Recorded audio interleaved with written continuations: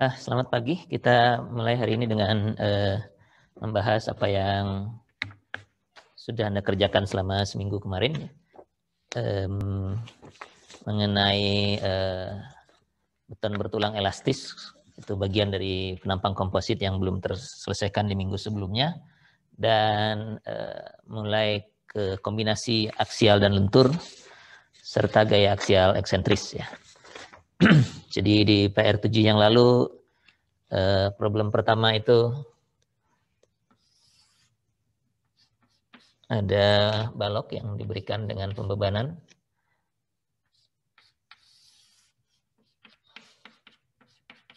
yang bebannya belum diketahui nilainya, tapi penampang betonnya sudah ada ya. Jadi ini kalau Anda bikin diagram momennya dalam fungsi W, mungkin kira-kira begini ya. Itu ya.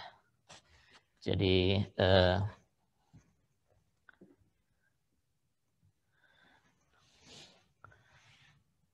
nilai momen negatif di sini ini masih fungsi W, dan momen positif maksimum di situ juga masih fungsi dari W ya.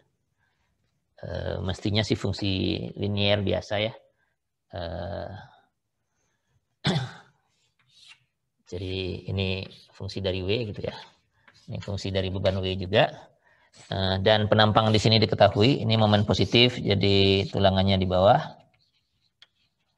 Ini momen negatif, tulangannya di sebelah atas ya. Jadi ini untuk momen yang begini, M positif. Ini untuk momen yang begini, M negatif ya. Modulus elastisitas dan tegangan izin masing-masing sudah diberikan, jadi Anda punya batasan-batasan, artinya kita tinggal mencari tegangan sih ya. Jadi kalau di momen positif ini misalnya penampang ekivalennya akan demikian ya, sejauh X, kemudian ini N kali AS-nya ya, di mana AS-nya adalah luas 3 tulangan ini, N itu rasio dari modulus elastisitas baja terhadap beton ya. Jadi N-nya adalah ES, E steel dibagi E konkret. Oke, dari sini Anda akan dapatkan X dengan mengambil momen pertama sama dengan 0. Jadi sudah kita turunkan formulanya untuk penampang yang standar begini. Anda akan dapatkan X, jadi dari Q terhadap sumbu ini, sebut apa kemarin, A ya, QA sama dengan 0, Anda dapatkan X, lalu I inersia penampang ekivalen, lalu tegangan ekivalen ya. Dari inersia penampang ekivalen kita dapatkan tegangan ekivalen, di mana nanti tegangannya akan begitu ya, ini tekan, lalu kalau diteruskan ini tegangan dari bajanya ya, ini sigma S, ini sigma C yang maksimumnya yang di atas ya.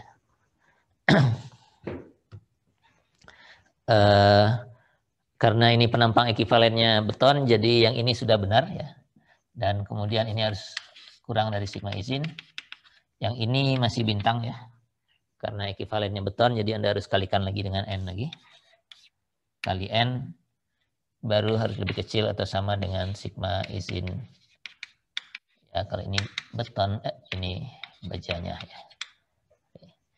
Jadi dari kedua pertidaksamaan ini baru kita dapatkan W-nya harus lebih kecil sama dari suatu nilai, ini juga W-nya harus lebih kecil atau sama dari suatu nilai, maka W maksimum yang bisa dipakai adalah yang lebih kecil di antara keduanya ya. Tapi itu baru di penampang yang momennya positif ya. Di penampang yang momennya negatif kita bisa lakukan hal yang sama ya. Posisinya sih kebalik, tapi Anda bisa balikan saja ya. Lakukan hal yang sama, yang berbeda itu adalah AS-nya ya.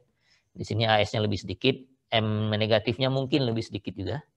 Nggak tahu kita ya. Jadi dimasukkan saja sebagai fungsi dari W dan lakukan hal yang sama lagi. maka kita akan dapatkan lagi bentuk seperti ini. W-nya lebih kecil dari satu nilai, dan W yang satunya lagi juga lebih kecil dari satu nilai tertentu. Jadi dari 4 constraint ini atau syarat-syarat ini ya, mestinya ada satu yang paling menentukan, yaitu yang terkecil di antara semuanya. Jadi dari situ kita dapatkan beban merata maksimum yang mungkin atau yang boleh diterima oleh balok ini berdasarkan tegangan izin entah dari beton, entah dari baja, entah di lokasi momen positif atau di lokasi momen negatif ini. Itu yang nomor 1. Di nomor 2 masih penampang beton bertulang tapi tidak pakai strukturnya. Jadi hanya momennya yang ditanya sekarang, tidak perlu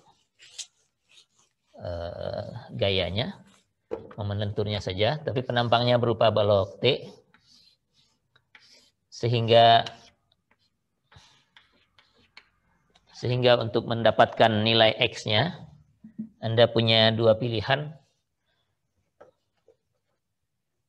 Yang pertama adalah ini tingginya 4 inch ya, ini tingginya 4 inch. Jadi kalau X-nya kurang dari 4 inch, gambarnya sama seperti tadi. Ya, ini saya perkecil aja ya. Lebarnya yang besar ini, tingginya X, lalu yang di bawah ini adalah N AS ya. Kemudian lakukan hal yang sama seperti tadi, tapi bukan W-nya ya, M-nya yang didapatkan ya. Nanti kita dapatkan karena tegangannya fungsi dari M sekarang, karena kita belum tahu M-nya. M-nya mesti lebih kecil atau sama dengan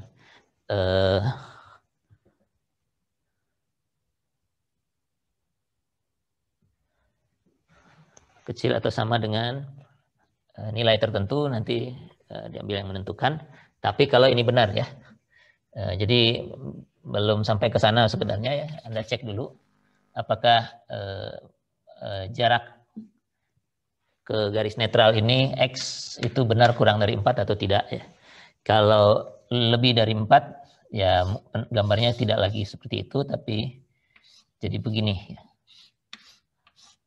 Jadi begini, jadi X-nya ini dan NAS-nya demikian ya. Baru jalankan lagi seperti yang tadi, kita dapatkan batasan M yang diperlukan ya. Jadi salah satu dari ini mestinya menghasilkan nilai yang benar ya. Kalau Anda nyoba pertama langsung diperoleh hasil yang benar, ya itulah yang benar. Selama perhitungannya tidak keliru ya. Kalau tidak, Anda harus ulangi lagi ya. Nah, di B-nya, kalau tulangannya dipindah ke atas dan momennya jadi momen negatif, tulangannya ada 4 ya. Kalau dipindah ke atas,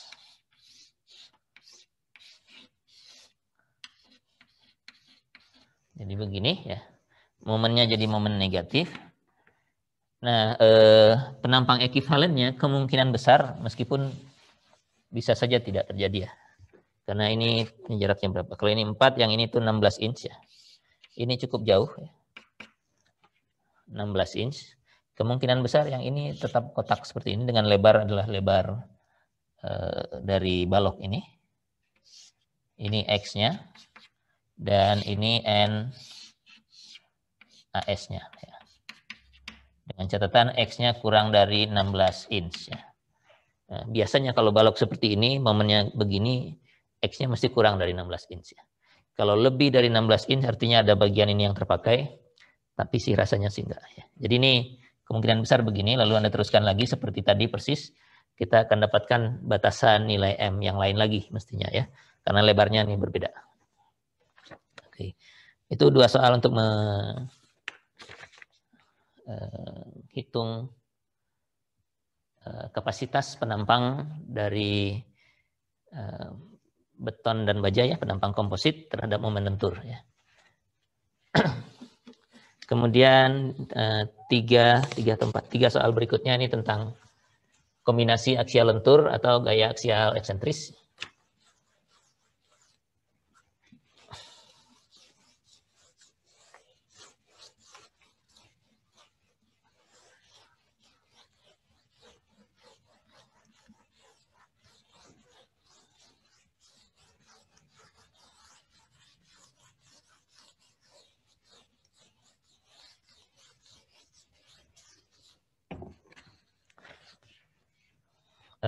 Yang pertama itu ada gaya tarik yang bekerja eksentris. Jadi kalau sentroidnya ada di sini, gaya tarik P-nya ada di atas sini. Gitu ya. Batangnya ke arah sana. Jadi untuk menganalisis terhadap gaya tarik, gaya P ini harus kita pindahkan ke bawah, ke sentroidnya. Jadi ini P-nya harus kita taruh di sini. Tapi dengan memindahkan P ke sebelah sini, ini belum ekivalen ya, karena momennya masih berbeda. Jadi kita tambahkan momen di sini yang nilainya sebesar P dikalikan eksentrisitasnya. Nah, eksentrisitasnya belum diketahui kalau di soal ini ya. Yang diketahui itu ini 25 mm, sedangkan tingginya masih D ya. Jadi momennya itu adalah P-nya diketahui ya, P-nya 60 ya. Jadi ini 60 dikalikan eksentrisitas. Eksentrisitas dihitungnya dari sini ya. Eksentrisitas dari sentroid ya. Jadi ini dikalikan E, di mana E-nya itu adalah D dikurangi 25 mm ya. Jadi nanti ini kilonewton milimeter momennya. Lalu ditanya berapa D-nya agar tegangan tarik di A jadi maksimum ya. Jadi A itu adalah titik yang di sebelah atas ya. Jadi agar sigma A maksimum, ini agar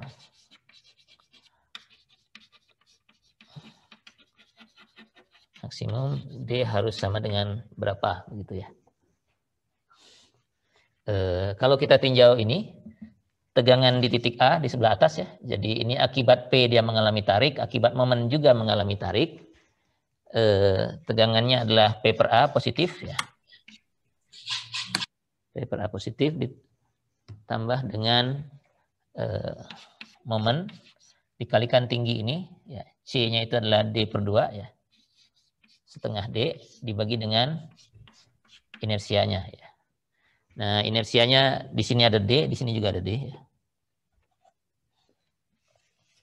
Jadi A itu adalah lebar kali D, lebarnya sudah tahu 40 ya. Jadi ini 40 kali D, artinya inersianya adalah 1/12 B D pangkat 3 gitu ya. Jadi ini, nah agar ini maksimum, kita tinggal cari D-nya saja, turunkan terhadap D juga bisa ya. Karena D-nya pembagi, ada batasannya ini ya.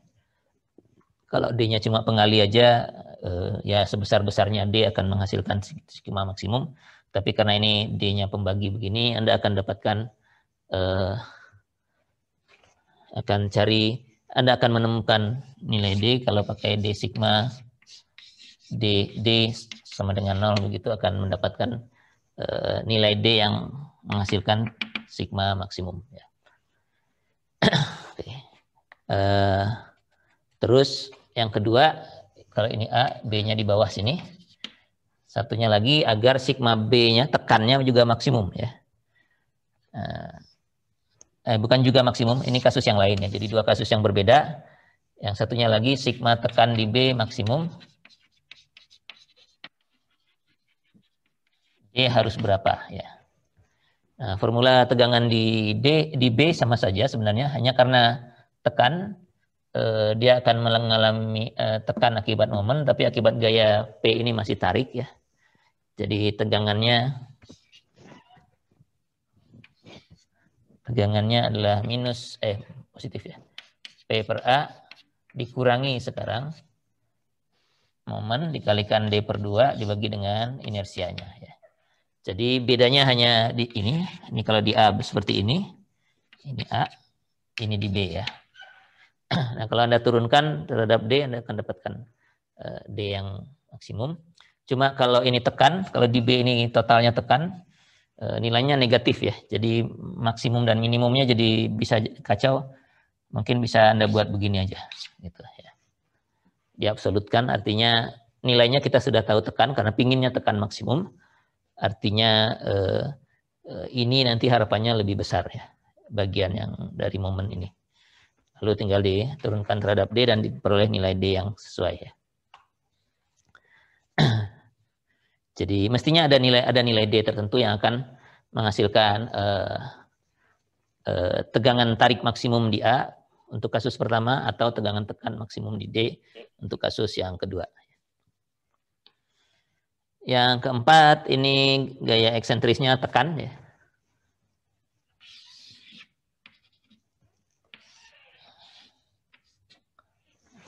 P-nya 6 kips ya. Seperti itu. Jaraknya bervariasi. D sama dengan ada yang 0, ada yang 2, ada yang 3 inch. Ya. Untuk 3 kasus yang berbeda, kita diminta menentukan ini di titik A, tegangan normal di A ya. Jadi kalau 0, kalau B-nya 0, artinya gayanya persis di tengah-tengah, tegangannya hanya P per A tekan ya, jadi minus P per A. Kalau maju sedikit, bentuknya jadi, atau kalau lebih maju ke sebelah sana, maka akan ada tambahan momen ya. Jadi bentuknya akan berupa P yang ada di pusat, ditambah dengan momen yang sama dengan P kali eksentrisitas ya. Ya, atau bentuk umumnya seperti ini dengan eksentrisitas 0, 2, dan 3 ya. Jadi untuk titik A ini kurang lagi. P kali E ini adalah momennya. P kali E. Kemudian jaraknya ke tepi luar itu 3 inch ya. Dibagi dengan inersia penampang lingkarannya. Ini tinggal memasukkan saja ya. Tidak ada constraint-constraint yang harus dipenuhi, hanya menghitung saja. Jadi tinggal dimasukkan angka-angka yang ada ke dalam situ dan Anda akan dapatkan tegangan di titik A. Nah, yang terakhir ini ada beberapa penampang yang luasnya sama dan menerima gaya tekan di pinggir-pinggirnya ya. Di tepi luar dari penampang tersebut ya. Jadi itu eksentris lagi. Artinya Anda harus pindahkan ke tengah ke sentroidnya, lalu tambahkan momen akibat eksentrisitas tersebut dan dihitung tegangan yang diminta apa nih? Tarik maksimum dan tekan maksimumnya ya. Lalu dibandingkan di antara semua itu ya. Jadi ada 4 penampang persegi yang sisinya sama ini bujur sangkar. Gaya P-nya di sini. Tekannya di bawah sana. Kalau bujur sangkar begini sentroidnya pasti di tengah-tengah sini ya. Lalu ada lingkaran. Sentroidnya pasti di tengah-tengah sini tapi P-nya ada di situ. Lalu diamond ya, diamond atau belah ketupat gitu. Ini sama persis sebenarnya. Hanya diputar saja penampangnya. Sentroidnya di tengah-tengah sini. Gaya P-nya ada di sini. Dan terakhir segitiga sama sisi. Sama sisi sentroidnya ada di sepertiga dari tingginya. Gayanya P gitu ya. Diketahui keempat-empat penampang ini luasnya sama ya. Jadi ini luasnya sama-sama A semua ya. Luasnya ya.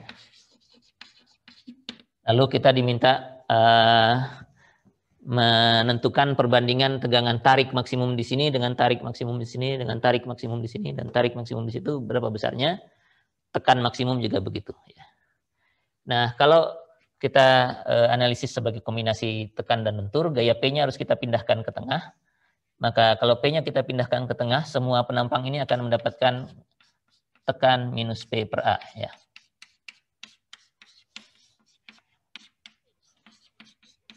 Jadi ini sigma akibat gaya normal gitulah ya.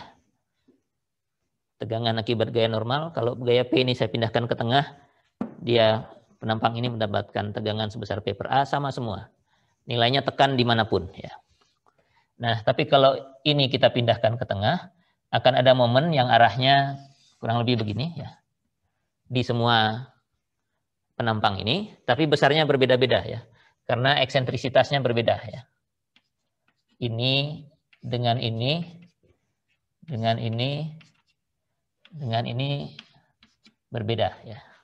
Yang sama atau luasnya ya, hanya luasnya. Jadi Anda harus tentukan dulu nih. Misalnya kalau ini sisinya S semua ya.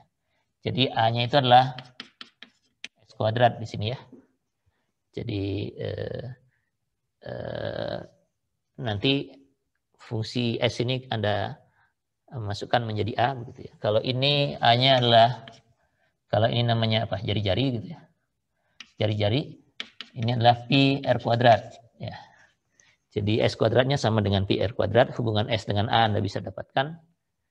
Kalau ini luasnya sama aja S kuadrat ya, karena ini cuma segi 4 ini yang diputar ya. Luasnya tetap S kuadrat. Nah, tapi eksentrisitasnya nih ya.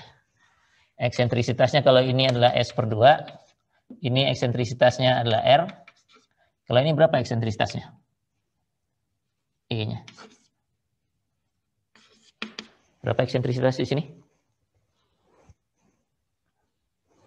Jarak dari sentroid ke sini berapa tuh? Anda mengerjakan ini kan? Berapa jaraknya? 1/2 akar 2 S, Pak. 1/2 akar 2 S ya. Jadi S 1/2 akar 2. Jadi S per akar 2 kalau nggak salah. S per akar 2 gitu. Ya. Ya, S per akar 2 gitu lah ya. Lebih singkat nulisnya. Sementara kalau ini kita mau sebut apa namanya? Kalau ini kita sebut S juga ya. Tapi ini S yang berbeda, atau jangan S lah kalau gitu. A aja lah hurufnya ya. Karena ini sama sisi semua panjangnya A ya. Artinya tingginya ini adalah sama sisi ini 60 derajat ya. Jadi tingginya A berapa tadi? Per 2 akar 3 gitu ya. A per 2 akar 3 gitu ya. A sinus 60 derajat tingginya. Jadi ini 2/3-nya. Jadi kalau ini luasnya adalah, ini kali ini bagi 2, jadi berapa tuh luasnya? A kuadrat per 4 akar 3 A-nya. Sedangkan eksentrisitasnya berapa ini? Setengah dari ini ya. 2/3 dari ini. 2/3, jadi A per 3 akar 3. Ya. Jadi nilainya beda-beda ya. Jadi akibat momen, nilainya bisa positif, bisa negatif karena ini penampang, yang ini beda sendiri ya. Jadi mungkin positifnya dulu dan negatifnya tinggal kita kombinasikan. Jadi yang jelas yang positifnya yang tarik akan berada di sebelah bawah sini semua. Yang tekan akan berada di sebelah atas ini semua ya. Karena kan momennya begitu. Momennya kebalik. Maaf, ini saya gambarnya kebalik. Karena tekannya ada di atas, momennya ke sana gitu ya. Ini M-nya. Jadi semua sisi bawah ini akan mengalami tarik paling besar akibat momen. Sisi atas akan mengalami tekan paling besar akibat momen. Bukan sisi lah, titik paling atas begitu ya. Ini juga titik paling bawah. Karena ada di beberapa tempat itu cuma titik. Ini cuma titik, ini cuma titik. Nah, jadi ini nilainya adalah P dikalikan E. Ini momennya sendiri ya, di mana E-nya adalah ini semua. Sama semua ini, P kali E, baru momennya aja ya. Kemudian dikalikan dengan posisi ini lagi, kalikan E lagi ya. Karena kan jaraknya sejauh E lagi ya. Lagi. P kali E dibagi dengan momen inersianya. Kalau ini inersianya apa? 1/12. Ini segi 4 biasa kan ya? 1/12 S pangkat 4 ya. Kalau lingkaran, kalau diketahuinya R ini Pi per Pi per berapa? Pi per 4 ya. 4R pangkat 4 ya. Ini kalikan E lagi ya. Di mana E-nya yang ini. Ini juga P kali E lagi. Jadinya PE kuadrat dibagi dengan, nah yang ini berapa inersianya? Ada yang tahu ini? Anda menggoogle atau menghitung sendiri ini? Penampang seperti ini berapa inersianya? Ada yang mau menyampaikan hasilnya kemarin ngitungnya bagaimana? Saya belum lihat sih, karena Anda baru masukkan pagi ini ya. Berapa inersia penampang ini? Dari berapa ini? 45 nggak ada satupun yang mengerjakan bagian ini?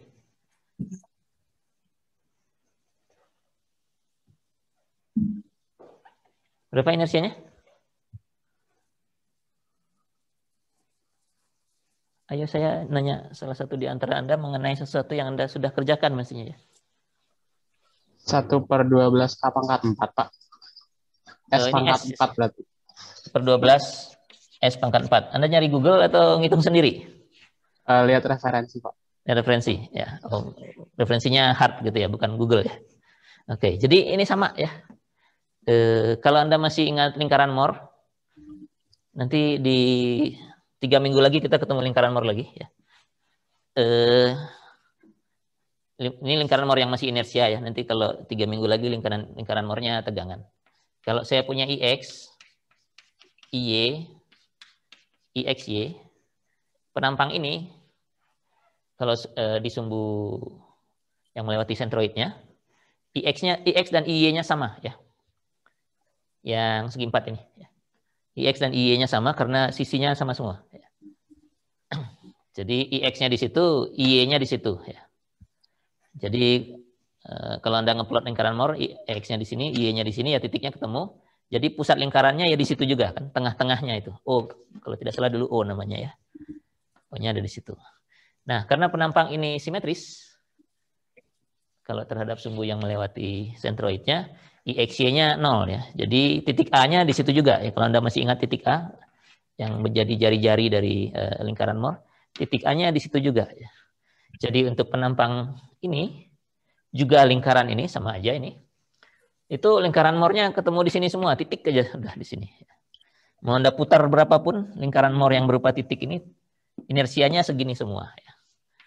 Sebesar yang Anda hitung itu ya. Kalau untuk segi 4 ini ya ini 1/12 S pangkat 4, kalau untuk lingkaran ya pi per 4 R pangkat 4 ini mau diputar kemanapun berapa derajat pun inersianya tetap segitu. Maksimumnya ya segini, minimumnya juga segini ya. Jadi penampang ini dengan penampang ini itu inersianya sama ya. Mau kemanapun sumbunya diambil ya. Ini kan sama aja seperti sumbunya yang diputar ya. Kalau penampangnya saya putar ke sini, P-nya yang sebelah sana, sumbunya saja yang diputar. Jadi ini sama, yang berbeda hanya eksentrisitasnya. Ini juga demikian, ini kali E lagi, dibagi dengan, nah kalau segitiga, 1/36, 1/36. Lebar kali tinggi pangkat 3 ya. Jadi ini 1/36A kalikan A per 2 akar 3 pangkat 3 ya. Gitu. Nah, ini belum dalam A ya, karena yang samanya A ya. Jadi Anda bisa bereskan ini dengan memasukkan E di sini. Masukkan E ini ke dalam sini. S ini Anda bisa selesaikan jadi A ya. Nanti ini akan ketemu sekian P per A, ini juga sekian P per A. Sekian P per A, sekian P per A, dan angkanya bagus-bagus ya. Jadi kemudian artinya kalau untuk tarik Anda tinggal minus P per A ditambah dengan sekian P per A, jadinya berapa P per A, berapa P per A, berapa P per A, berapa P per A gitu ya. Begitu juga kalau yang ini yang dikurangi, kalau tekannya tinggal minusnya saja dari yang ini. Ini minusnya, ini juga minusnya, ini juga minusnya. Jadi dengan demikian kita bisa selesaikan gitu ya. Yang paling sederhana mungkin yang ini, hitungannya mungkin ya. Jadi kalau E kuadrat itu adalah S kuadrat per 4. Misalnya yang segi 4 itu aja kita coba hitung ya. Jadi sigma positifnya itu adalah minus P per A ditambah dengan P dikalikan E kuadrat, E-nya adalah S per 2, jadi ini S kuadrat per 4, dibagi dengan 1/12 S pangkat 4, jadinya ini minus P per A, ditambah dengan ini 12-nya ke atas jadi 3 ya. S pangkat 4 S kuadrat, tinggal S pangkat 2 di bawah ya. Jadi P per S kuadrat. Nah, S kuadrat ini kan A ya. A ya. Jadi tariknya ini adalah 2 P per A. Sedangkan tekannya, ini min P per A, ini juga min 3P per A ya. Ini minus 4 P per A ya. Jadi nanti perbandingannya ini 2 untuk tekannya, untuk tariknya ini 2 banding sekian banding sekian banding sekian. Kalau untuk tekannya ini 4 banding sekian banding sekian banding sekian. Rasanya untuk tekannya nanti yang paling besar yang ini ya, karena eksentrisitasnya paling jauh dibanding sebelahnya gitu ya. Kalau tidak salah ini berapa nih? Kalau ini 4, ini lebih rasanya. 5 kalau tidak salah ini tekannya ya. Yang ini bisa sampai 9 kalau tidak salah gitu. Kalau sebaliknya ya tinggal dikurangi saja. Kalau 4 itu 1 tambah 3 berarti 1 kurang 2 di sini. 1 dan 4, 3 di sini. Dan seterusnya lah ya. Jadi Anda tinggal bandingkan saja koefisien-koefisien ini ya. Karena semua masih dalam P per A ya. Kalau kesulitan dengan perbandingan begitu, masukkan saja angkanya, sudah saya berikan di petunjuknya. Nanti Anda akan juga dapatkan perbandingan di antara masing-masing ini. Masukkan aja misalnya 10 kN, lalu luasnya tentukan dulu, nanti S-nya baru menyusul gitu. Jadi katakan luasnya 1 meter kuadrat, 1 meter persegi. Ya sudah, berarti S-nya 1, R-nya Anda cari dulu berapa per pi, dan seterusnya. Kira-kira demikian ya. Jadi mudah-mudahan dengan problem tersebut Anda sudah bisa mengutak-atik atau menentukan tegangan akibat kombinasi aksial dan lentur atau gaya aksial yang eksentris searah ya.